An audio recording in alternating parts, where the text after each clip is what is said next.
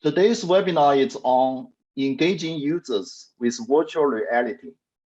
As part of the cutting-edge technologies, virtual reality or VR has been around for a while, but it has been perceived as expensive and hard to access.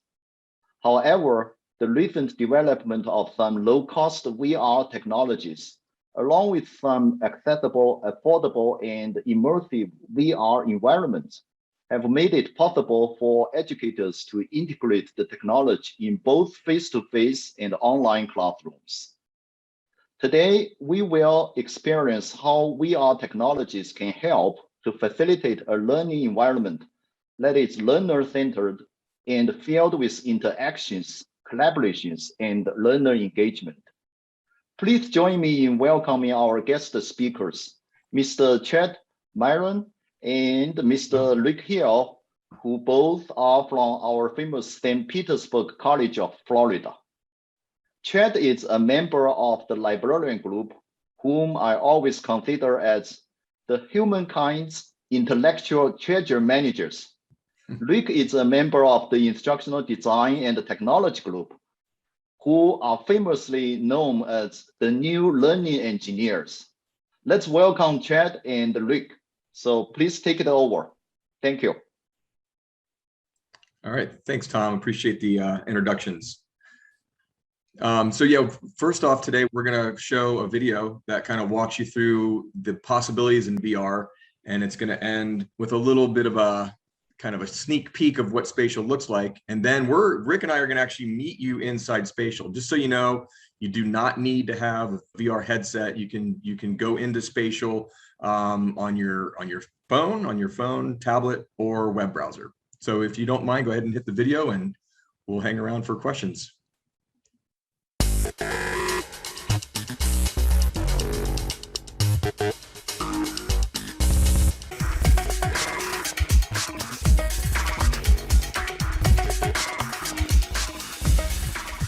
Okay, so this is the traditional presentation we're going to go over real quick, and then we are then going to meet Rick Hill also inside Spatial, which is a VR app that we'll discuss in a minute.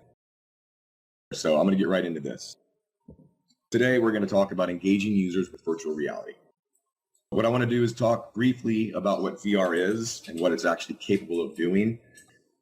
And then Rick and I will talk a little bit about how we set up a art gallery for the Lipa Ratner Museum in VR. And Rick also is going to talk about a dissection piece of a frog that he did with photogrammetry, and you'll get to see how beautiful it is in VR. So we'll do that here in a few too. And then we're going to experience Spatial, which is a VR platform that enables people to collaborate in a virtual 3D space. Immersive technologies. And so you've probably heard this term a bunch. And immersive technologies imitate or extend our physical world via digital simulations to give us the sense of immersion, right? So to be completely absorbed into something. So when Rick and I are in VR, we are completely immersed. And you'll learn, like if you're in VR sort of like through your web browser, or if you're on your phone, you're still kind of immersed, but you're still looking at a two-dimensional screen. Whereas when we're in VR, it's three-dimensional. XR, that's extended reality. The X is just a variable that can stand for anything.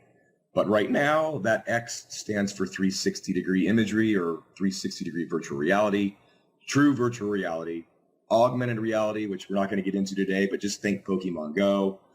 Mixed reality is the Microsoft version of kind of mixing augmented and virtual realities. And spatial computing was a term that was used by a company called Magic Leap, similar to mixed reality, and then hologram. So it's extended reality is the full spectrum of immersive technology. So the question is, can immersive technologies improve learning and provide more engaging collaborative experiences? And the answer is simple. From my perspective, it's an emphatic yes, it can. And I wanted to point out two really great reports. These are really good reports, And just think about it, for example, and you're going to see with Rick's frog dissection piece, is that you can create experiences that don't exist in the real world. We can travel all over the world instantly and safely, for that matter, in virtual reality. So field trips and all this. We can also see the invisible. So I can go inside a atom or a cell. I can bring a heart into my shared space and extend it to the point where it's humongous and I can walk in it. You can't obviously do that in the real world. So those experiences, those learning experiences are memorable. You will not forget that experience. So just one quick example, learning in 3D. This is a program called Anatomy X. And so this was a co-location study session. So this is with the HoloLens and the Magic Leap. And so this is what I'm looking at. This is a digital cadaver in my space. So this is augmented reality. And as I look over the body, you can see the parts are being labeled. But then I can walk through it and the parts dissolve, and I'm still learning about the human body. Now I can read about the human body all day long, and that's great. I will learn that way. But this is an experience, especially when it's completely immersive, when you're inside this body, that you won't forget anytime soon. And then this, you can see that that's an iPad that I'm looking at. There's two girls studying for an anatomy and physiology exam. This is obviously pre-COVID, but they can still do this anywhere.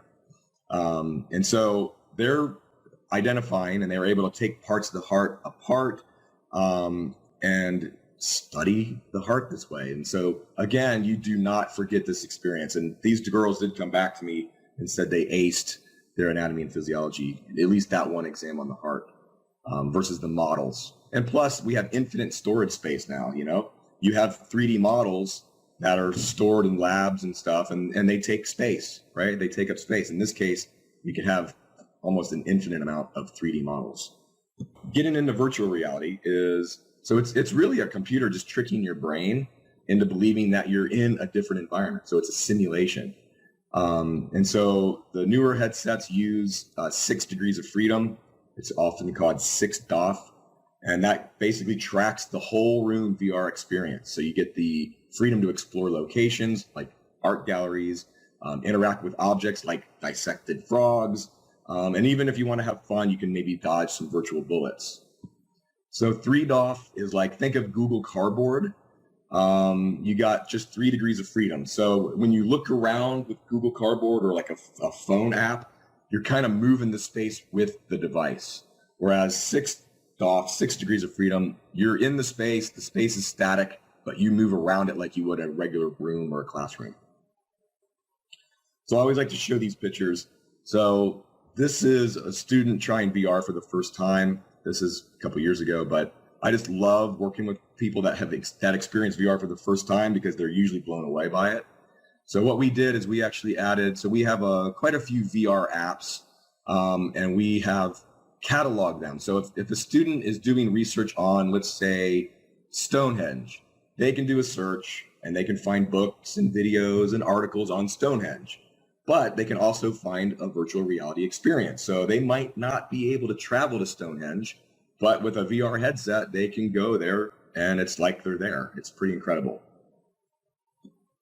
And then another example I'd love to show is this student came into the lab a while back, and he's partially blind in one eye. He really wanted to try VR, but was kind of intimidated by it. And I said, well, why don't you at least try it? And if you don't like it, just take the headset off.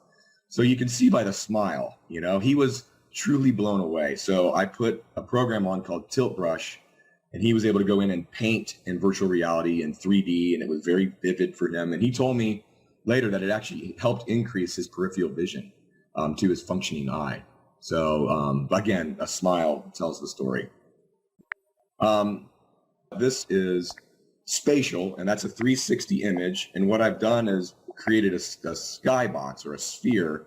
And what's cool is you can extend this and create your environment. This is a little different than what Rick has done with the Librarian Museum, but you can see now I'm in a different classroom. Eventually this will be video and it'll be moving. But anyway, I'm inside here. But I also created a galaxy, so it's kind of a great way to get in. and see various galaxies surrounded by you instead of on a flat page. And then this was a fairly large group tour. And this does not do it any justice because we're looking at it in 2 dimensions. But you can see there's all these avatar people. They look like cartoons in this case. When we're in spatial, you'll see that Rick and I actually look like us. It's a really great 3D scanning, almost LiDAR scan of us. But you can see that this is pretty incredible. I can move around and look around and see this gorgeous landscape.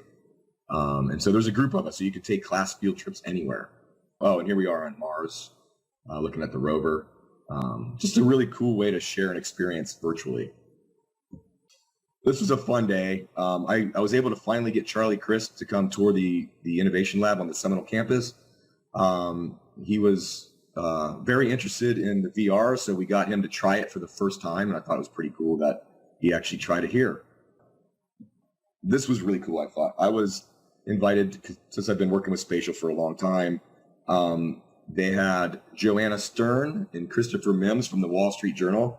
They wanted to try out spatial, so they came in and they invited some people in there to kind of hang out with them, and they asked questions and all this. And then, like, within the week, I was flipping through the TV and I saw Joanna Stern on CNBC, and it was so interesting. I just felt like I knew her. Hey, it's me. Yeah, Joanna Stern. You didn't recognize me? You know, like my new look? But really, that's me. Well, this is me. This is real life me, and that's avatar virtual reality me. But actually, I'm getting a little tired from working from home in the same space, so I'm going to go back in here. I signed up for a spatial account on the company's website and uploaded a photo of myself. Using some machine learning, it turned that into my avatar. Then I downloaded the spatial app on this new $299 Oculus Quest 2. It works on the older one too. It also works on a Microsoft HoloLens augmented reality headset. Oh, which, just costs $3,500. All right, let's do it. You don't need any extra hardware with those headsets. All the head and hand tracking just works. When I move my head, so does my avatars. When I move my hands, so does my avatars. Then you can join one of the spaces Spatial makes.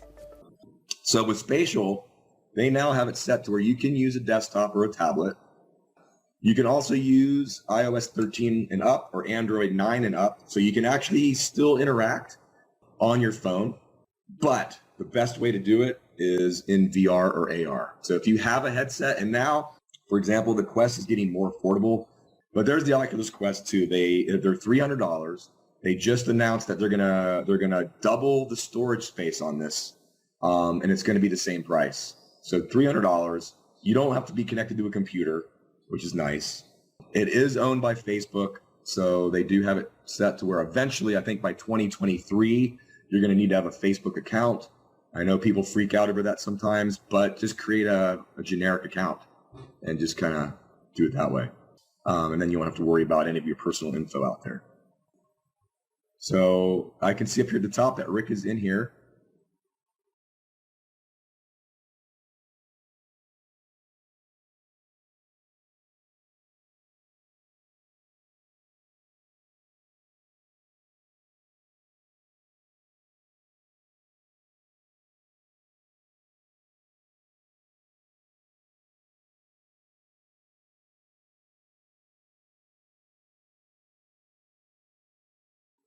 Rick. Thanks, Chad. Hi, everyone. My name is Rick Hill, and I work at St. Petersburg College as an instructional design specialist. Now, what you're looking at is not really me. It's an avatar, and that avatar is actually a mirror image of me. I'm actually looking at my own reflection inside of Spatial's mirror. Now, I could put the mirror anywhere, but for presentation's sake, I thought you'd like to see kind of what I look like. And so if you choose to do so, you can create an avatar of yourself to come into Spatial. Now, Spatial is a collaborative environment, and you can bring in 32 students for free into this environment. And if you have a little bit of facial recognition, they can get to know you. Again, it's the user's discretion whether they choose to do so or not, but if they don't, they can have a generic persona. Okay, today I'm going to take you through 4 rooms. They're all mock-ups of things that you could be doing. These aren't real lesson plans. They're just generalizations of the creative things that you might want to do to give you ideas to do things for yourself. Because really, spatial isn't any different than PowerPoint. PowerPoint, you bring in PDFs, you bring in videos, you bring in objects, including 3D objects, and it's exactly the same way here. The difference is the students are all here too. So if I were going to be doing a lab, and this is my first example, I would like to do a virtual lab with a bunch of students, right? Now I could show them this in this nice auditorium, and this is a dissected frog. I could use tools and manipulate them. I could show the students how or where to cut. But in this particular situation, I could also take this frog, and because not everyone can see it in the room, I could expand this frog out to be ginormous in this space. And then I could show everyone the frog. But if you see over there, I have another frog. And if I were really doing a lab, I would probably want to have each student have their own frog. So one way to do that is to simply duplicate the frog and send it out to each student. Spatial allows you to copy and duplicate objects in almost an unlimited way, just like Chad was talking about earlier. Now, if you would like to do this, you can bring in your own 3D objects. This frog I happen to scan on my phone and then bring it in with a variety of tools. However, you can purchase or find a multitude of free 3D objects on the web to bring into Spatial. Not only that, Spatial actually has its own interface to bring in 3D objects. And I want to show you how to do that. So there's a menu system, and if you choose the search feature,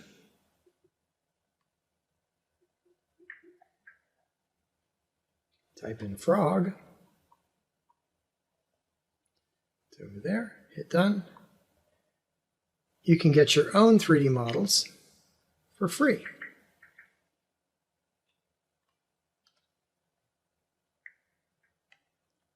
To use. Again, it's a virtual world that gives you a lot of variety and a lot of tools to actually be able to build things. So, you've seen this example. You realize that students can now have an entire lab full, and you could walk through the lab and monitor them, but things could become even higher order. So let's take a look at what else you could do. Here's a setup for a surgery. Now, I'm not a medical professional. I've only set this up with basic tools and my own limited understanding, but I can create almost anything in this environment. If you look, these are laparoscopic tools over here, and this thing over here is a pharyngoscope, and it's used for intubating patients. So for respiratory therapy, for nursing, for a variety of medical simulations, you could actually set up your faculty with what they need. Just make sure that the objectives are being met. So, for instance, here's the pharyngoscope. I can actually place the pharyngoscope into the patient's mouth. Oops. And just try to get it into the correct position, because it is a delicate procedure. And over here, I've got these probes. And if you look at the wall over there behind me, I can actually place these probes, or cut through the navel, or do whatever the procedure is.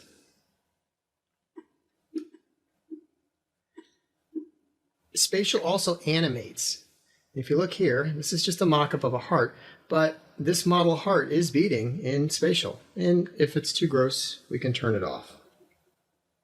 There we go.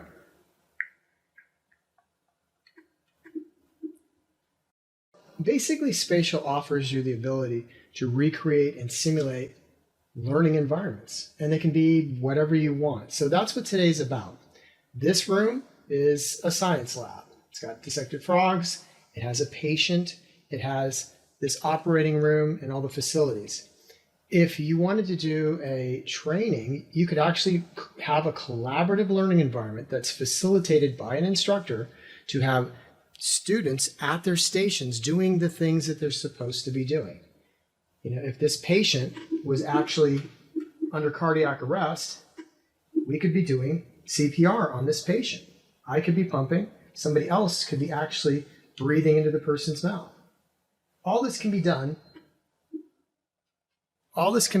with virtual reality. So what I'd like to do now is I'd like to take you to another room, and this is the Librarian Museum. It is this way. These are portals. You can jump from different rooms to room.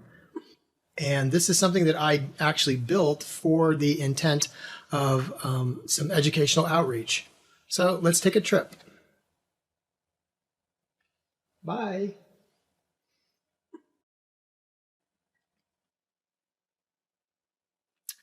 Welcome to the Librarian Museum. This museum is basically a construct that I built for a web application. During COVID, the museum was shut down, and I thought it might be great for educational outreach to actually provide a website where students or patrons could come and visit and learn about art. And so I actually built the 3D model. Along the way, I bumped into Chad, and through our connections, Chad introduced me to VR. So we took one static phase of the model that I had created and made this into a VR version of the Librarian Museum. So I'm going to hop over here, and I'm going to try not to get you dizzy. So I'm trying not to move my head too much.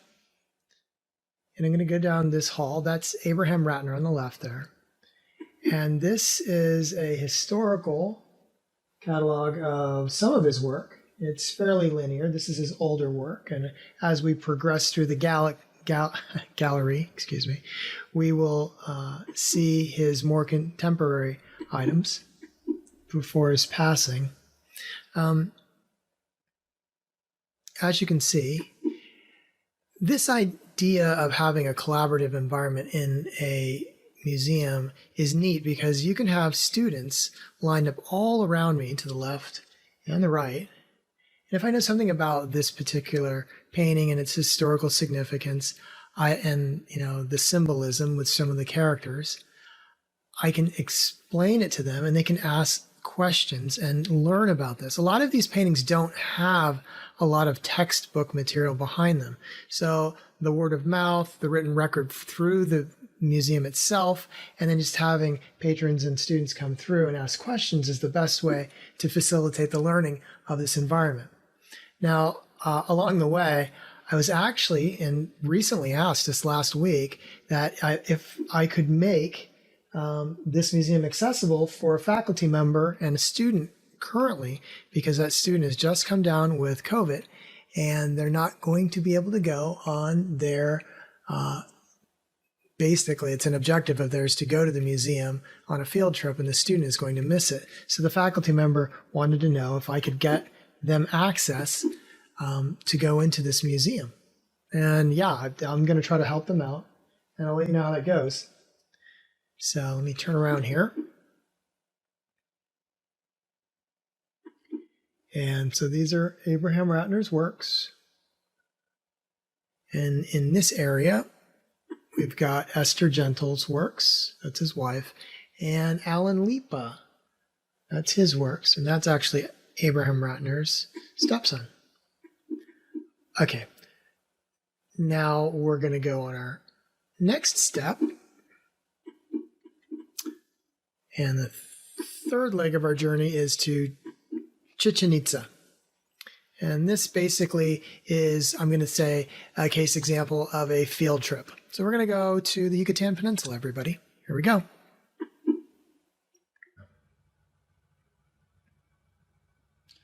Whoa! Welcome, everyone, to Chichen Itza. We are now on the Temple of Kukulkan. It is in the Yucatan Peninsula, and it's about a 1,000-year-old temple. And if you're there, you really aren't allowed to climb on it. But what's great about this is that we can actually climb up the steps and your students can come with you and you can investigate and look at this wonderful architecture in this World Heritage Site. So what I'd like to tell you is that we could walk around this, and if you were giving a history lesson, you could actually talk about it as, you know, if you're studying Mayan history, you could talk about this. Or if you're looking at the architecture history, you could talk about that as well. But what's really neat is I happened to find that Spatial provided a couple of free models of other Mayan temples. All I had to do was search for them. So what I'd like to do here is give you an opportunity to build your own Mayan temple without having to go through what I did here. And all you need to do is open up a custom space, search for Mayan temple, and select that button when you're in your custom space called environment. And when you do so, you'll have a few little people in there on a grid, and you will arrange the model in proportion to the scale that the people are. And when you click OK, you will get a large temple like this. So our last step, guys, is to the planetarium.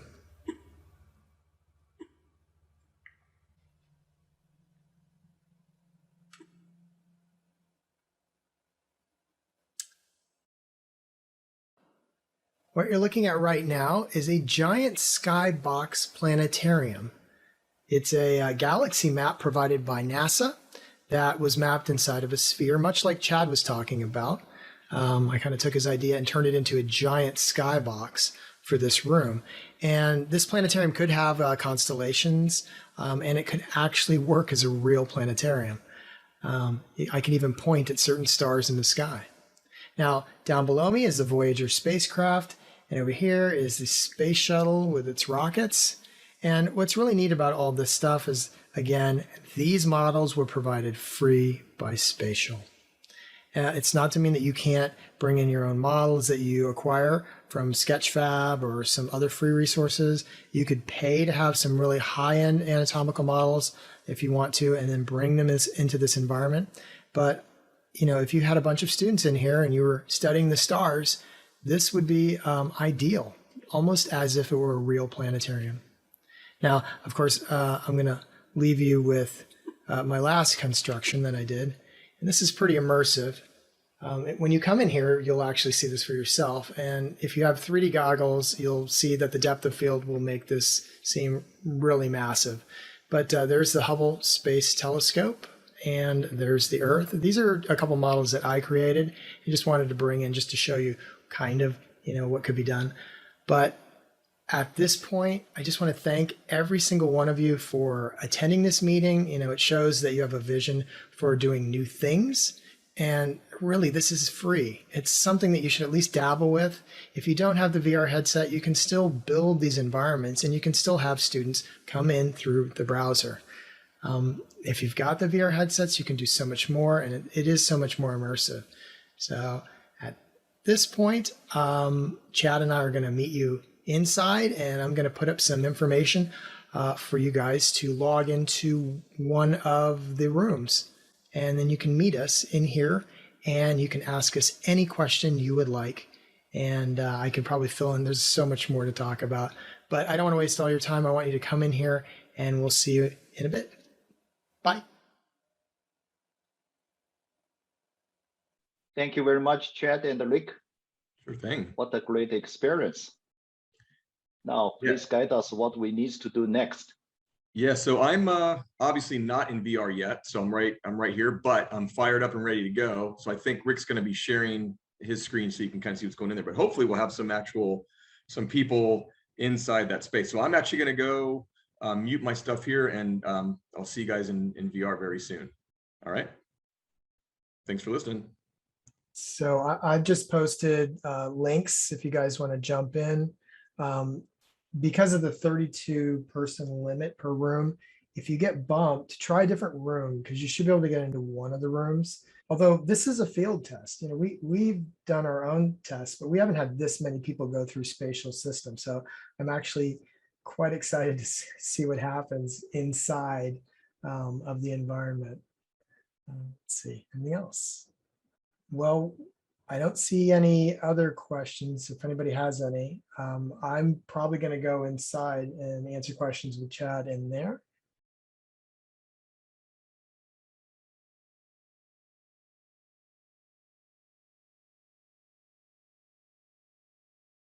So, welcome everybody to Spatial. Hopefully you can hear me. You should be able to.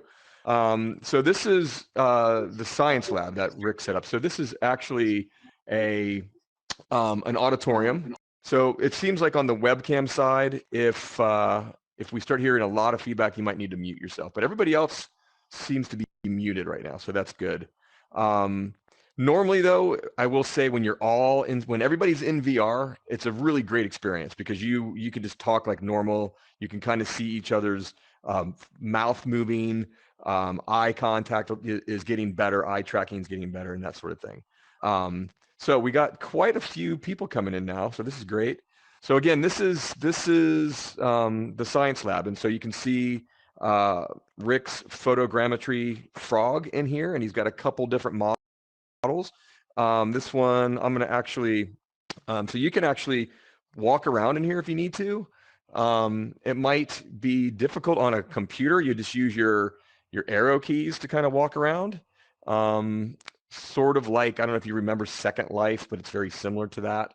But I will say, and it was in our presentation, I will say that Spatial's great, I think, because it does not require you to have a VR headset. You can still be semi-immersive in this space, so which is a good thing. For a while, it was just you had to have a headset to get in here. Now you don't. You can be on your phone or whatever. If you have the app, by the way, you can actually upload videos and 3D content just like you would if you're in the VR space. And what's nice is that for those that are in VR, we could then interact with it in 3 dimensions. So does anybody have a question or a comment before we show you around a little bit more? We got a lot of people in here now. This is great. I love to see this many people in here. So if you're on a computer or you're on a phone, you should be able to look down and see a little option where you can mute yourself or unmute yourself. If you want to speak up, you can. And that's another thing. When you look down, you'll also see a bunch of options. I don't know if you can see it on mine, but you'll see like a plus. This is where you can actually search for things. And Rick showed this in the video a little while ago. You can actually draw in this space if you want, right? And once I'm done, I can change the color if I want to green. Whoops. And then when I'm done, I select done, and now I have this. I can move this around and make it as large as I want or small. So you can have some really kind of fun activities in here. Let me delete this. Okay. There we go. Again, part of the things in here, you can also connect your Google Drive, Slack, Figma, and Microsoft 365 accounts. So you don't have to, it's very easy to integrate that kind of stuff. So then if you want to go into your Drive account and then add a document or a video or whatever it is you're looking at, then you can do that. Let's see. Screen share. So actually, for those of you who are on a browser, if you want, you can actually do screen sharing and we can actually see what is on your screen. So that's another nice little feature for those that aren't in VR. Now I can't share my screen because I don't really have a screen in here. My whole world is my screen in this sense. I think a few of you have added notes already. You can add a note. If I want to do a voice note, it will mute me for a minute so I could speak my note. So I'm going to try it.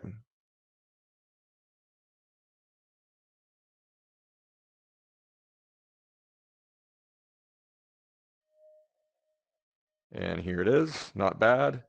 Did a pretty decent job.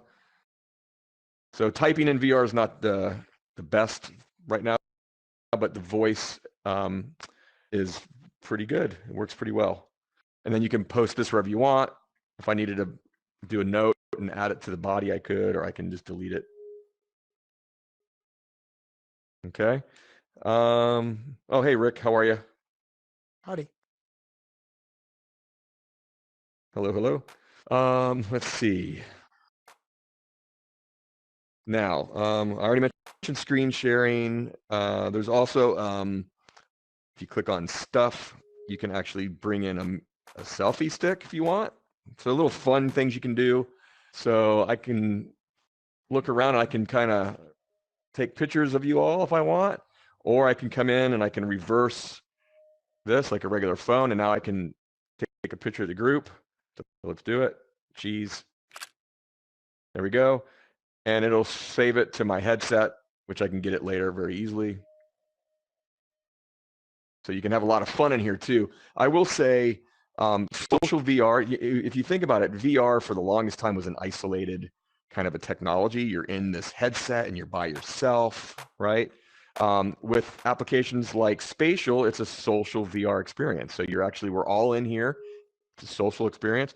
I do not have to worry about wearing a mask right now, right? We can travel to a bunch of places. In a second, we'll try it. You can see we've got all these different portals. We've got the planetarium, Frog Lab, Chichen Itza, Lewis Marcoya, Pearl Harbor, all these different places we can go to fairly quickly without any travel budget or anything, right?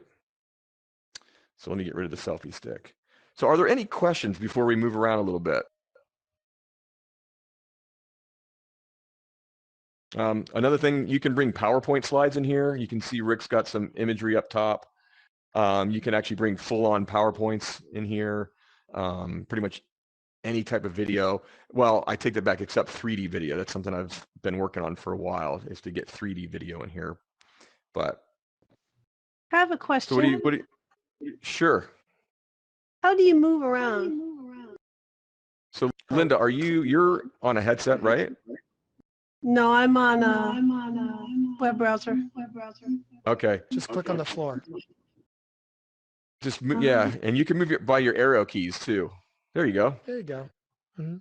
You're doing In it. this room, the seats are the only things that you can click on above the stage. On the stage, you have free movement. But Yeah. most of the other rooms are unlike this. You can have free roaming ability in the other rooms. So Yeah, yeah, you guys are if getting you it. want, you guys, you can hit the portals too. I'm sure there's other people in other rooms. Yeah. You know what's interesting about this space too, since I mentioned social VR, there are times when you want to get out of someone's way. Like you feel like you're in their way, but you're physically not, right? The heart's getting large. Nice. Good job. Good job. Yeah, play around, guys. This is all for you to mess around with. So that was me. So let's see. So you all can see what your menu is on the bottom. I'll see a lot of you have figured that out already. So that's good.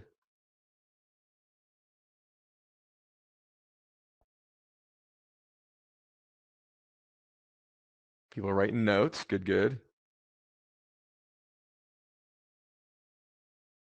Moving the table. Nice. The question we normally get is, what happens if you create a public room? Can anybody come in? Well, yes. So if you have a public room, anybody can come in, but the administrator is really the only one. You can lock things down. And like, for example, I don't think I can unlock any of this stuff in here because I'm not an administrator. Rick is an administrator in this room. Now, if you got the paid version, then you can actually lock things down and all that. So.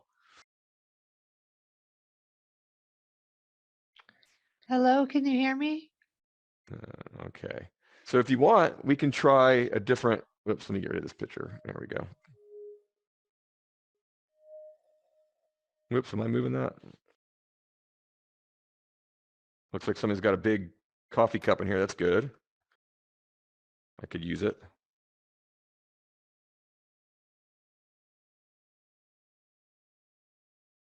So yeah, and then the frog, if you guys get a chance to look at the frog up close, I just think this is just beautiful. I mean, to make it as large as I need to, and I can look at it, you know, you can't do this in any other system. And then like Rick mentioned in the video, to be able to duplicate this very quickly is great. So you could pretty much create a lab very quickly. And then really, if you want to, if you have so much stuff in here, you don't have to go to each individual piece, by the way. I can just go into my settings and clear this room, and it'll clear the room if I'm an administrator. So if you create a room and your students come in and they just put all kinds of stuff in here, you know, it could be a pain in the butt to try to clean up later. Just go into your settings, which is right down there where you would look to add content, and then just clear the room, and it clears everything.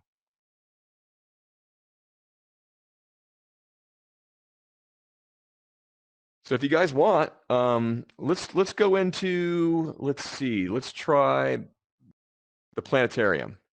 So what you would do is you can walk up this way, and then if you want, you just you select the planetarium portal, and then that'll bring you to the planetarium. Or you can go, whoa, look at this. Huge frog. Or feel free to go anywhere. The Louis Marcoya exhibit, I've been working on that. There was an issue for a while because I had animated GIFs in there. So it looked really cool. Everything was moving around, but it just got to become too much for the system to handle. So I had to take all that stuff out.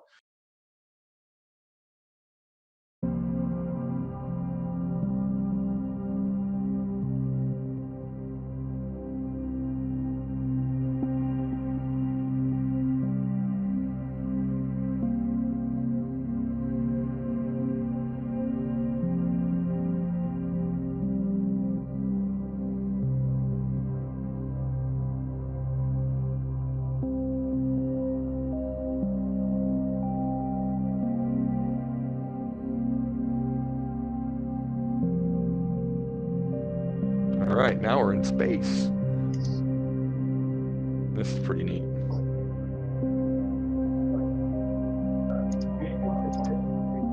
And you can walk around here the same way you would.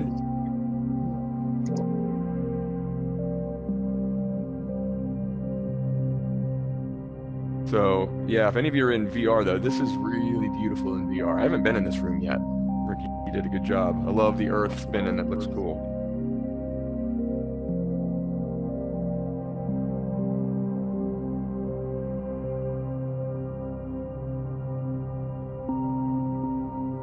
And there's options on here to make different portals too. But I don't know if I mentioned this before in the other room, you can actually bring in, can somebody mute on the other end?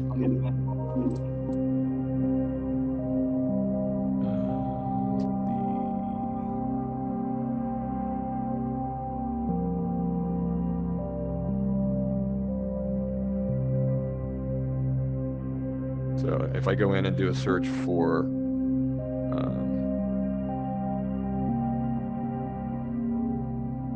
NFT, so now I have a, whoops, where did I put it? Anyway, you can bring a browser window in here as well. Whoops, I kind of moved accidentally.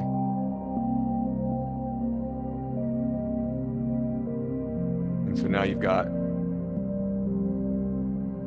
a browser window to make, I can make it as big as I need to make it.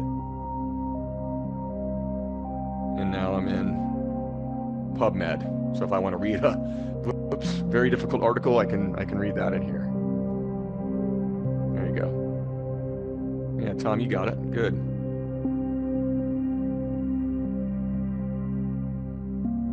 I have actually done presentations in here.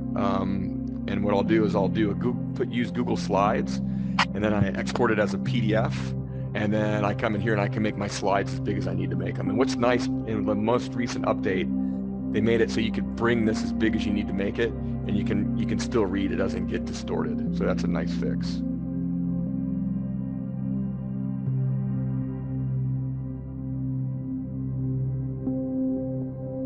So any questions or comments?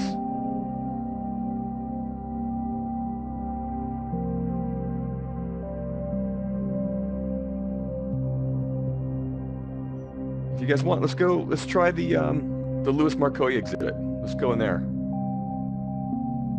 You can see some artwork.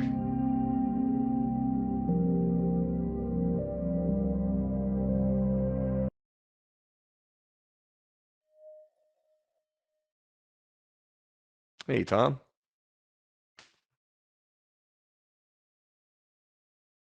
Hi, how are you? So this is, yeah, you guys are moving around really good. I love to see it. So this is an art gallery that we're working on. And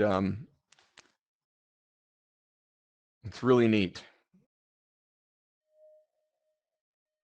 So you can kind of see this is a nice way to interact with art too. And you can see we have some of Rick's portals in here as well. So you don't have to have portals, but it's a nice way to kind of get in and out of different rooms.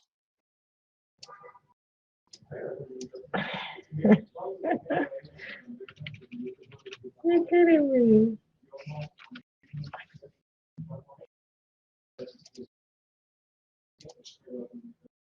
Let's see.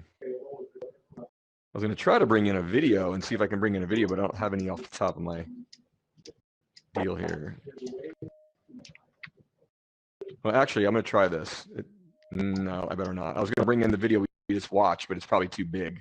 So that's one thing you got to know too, is like, if you're going to set up a classroom, like a virtual reality classroom, you don't want to put a lot of stuff in it up front, because it does have to be downloaded to someone's headset first.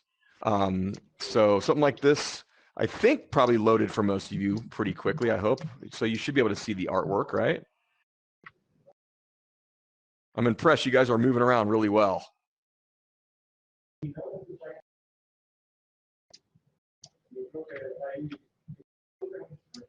If you get a chance, look out at the water too. The water's moving. Very beautiful place. So one thing I will say about VR is you can build the world you want to be in. So that's kind of nice. This would be a really gorgeous museum with those glass windows looking out on the water.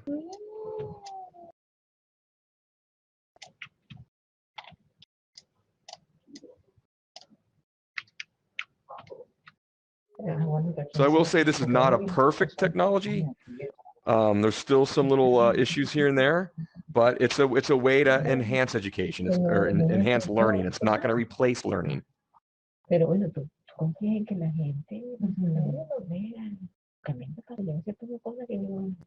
Are you all hearing that other voice, or is it just me, or am I hearing things? Okay. Hey, Aaron. Okay.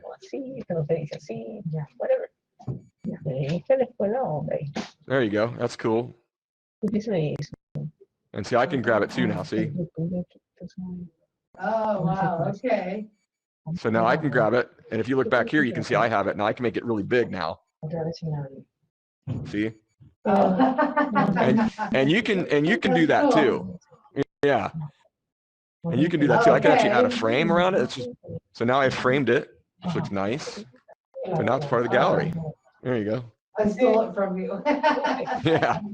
So yeah, you're getting the hang of it already. That's good. Yeah, okay. No, that's fine. There you go. Can I turn myself around? Say that again? Can I turn myself around so I can see my face?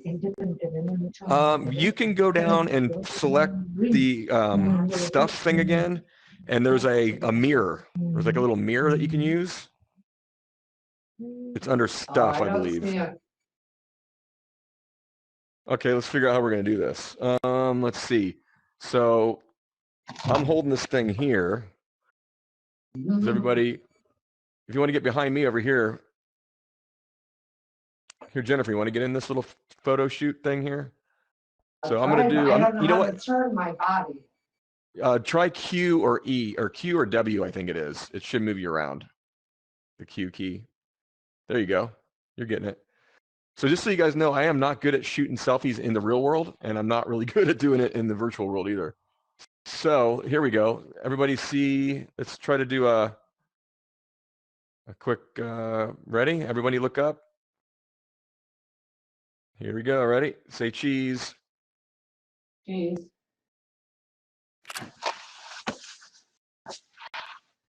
Let's see where to go. Uh-oh, I don't like it. Hang on, let me do another one. Let me see if I can do it without. There we go. Here we go. Whoop. There we are.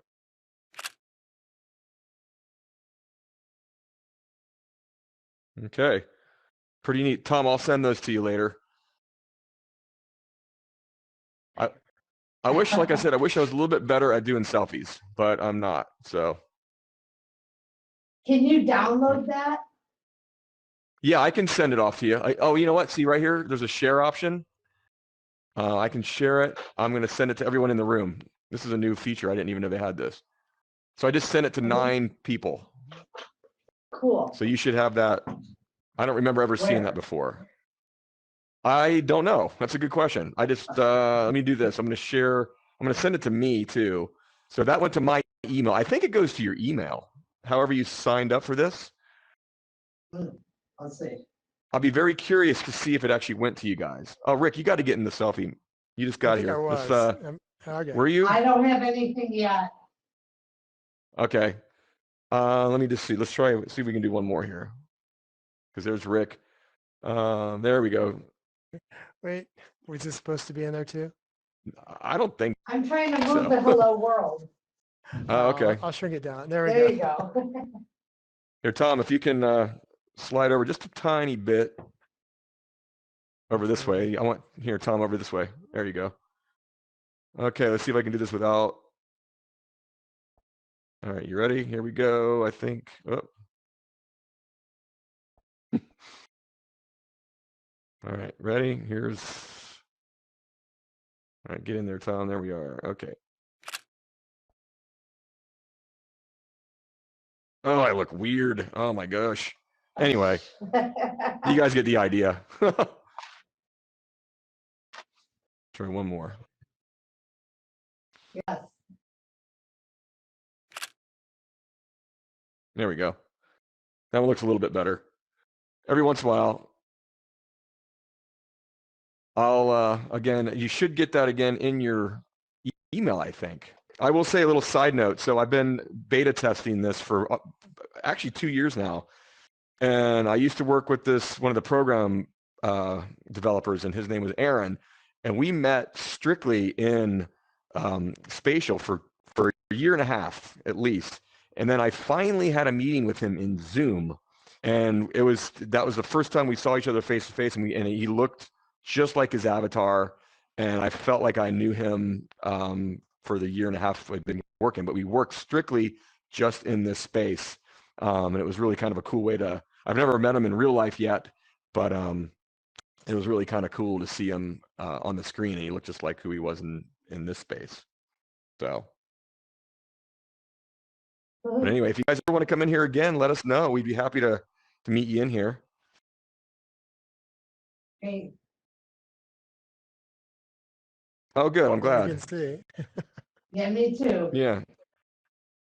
Thank And you should be able to go into any of these other rooms too. So I think they're all public, right, Rick? I think they are. Yeah. For the most part. Okay. Mhm.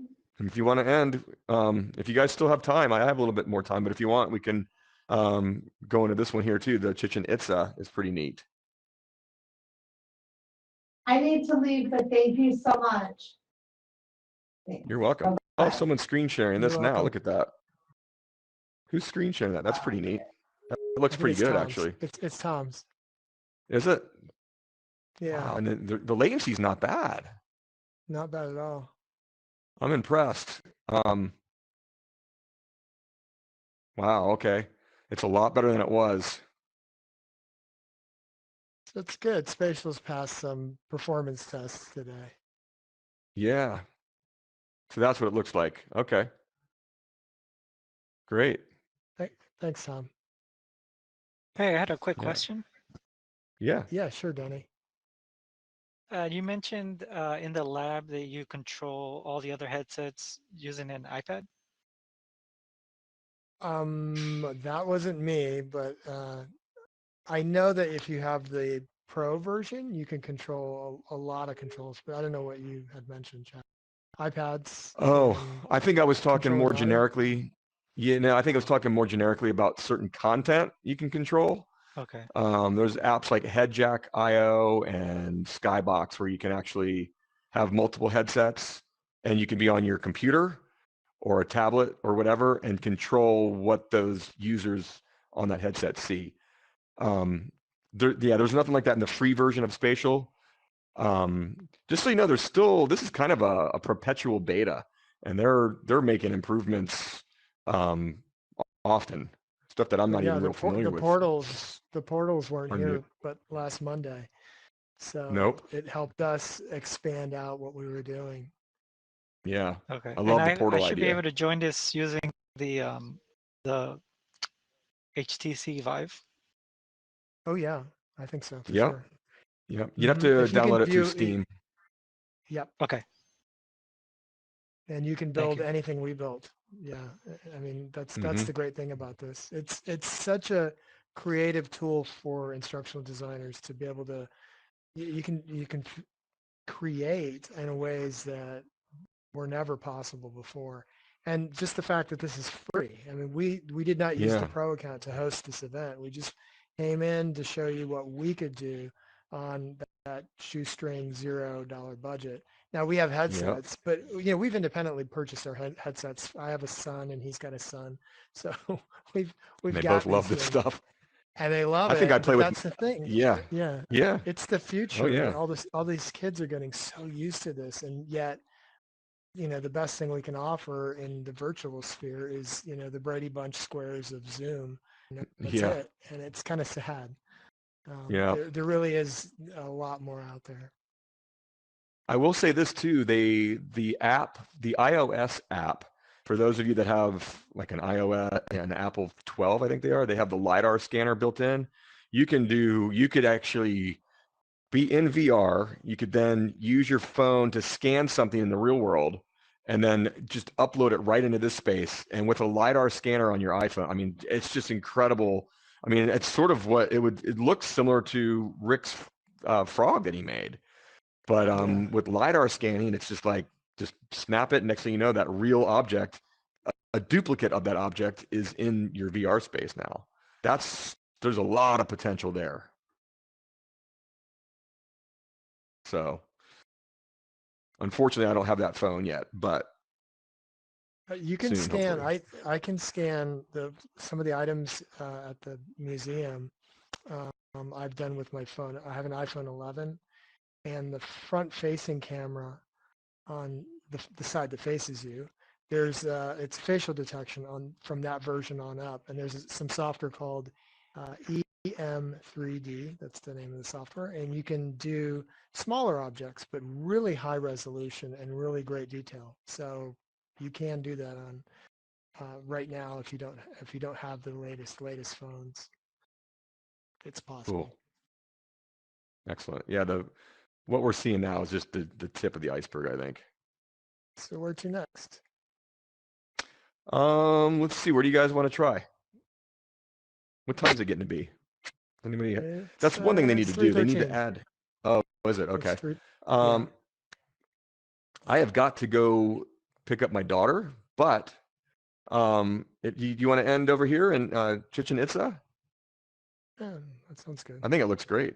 You guys want to go in there? I'll go for a few minutes and then I gotta hit the road. But if I don't hear from you, thanks for coming. This was fun.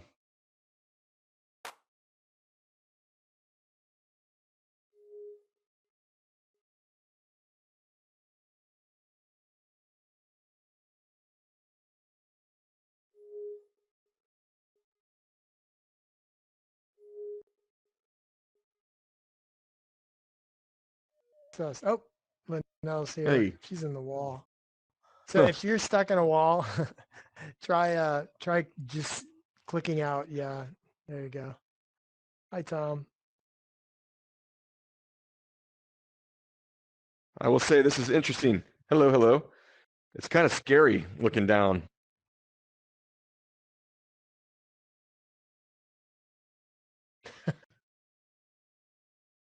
So Dr. Opper was in here. I got an opportunity, Tom, to talk to him a little bit, which was nice.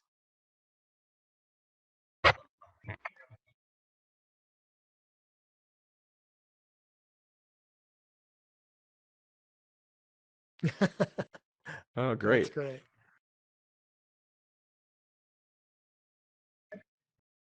Yep.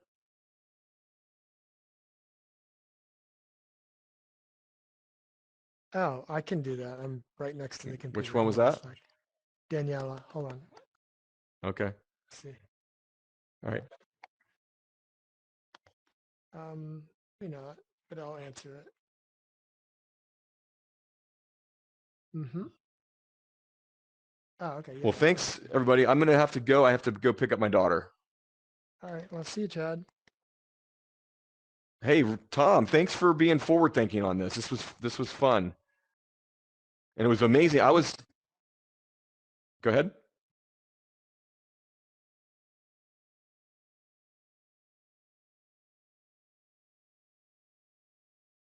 Sure. Definitely. Definitely. Yeah, but yeah, again, thanks for being forward thinking in this because, I think Rick and I both agree that this is really the next step in this type of learning. So, yep. You too. Take care. Bye-bye. See ya.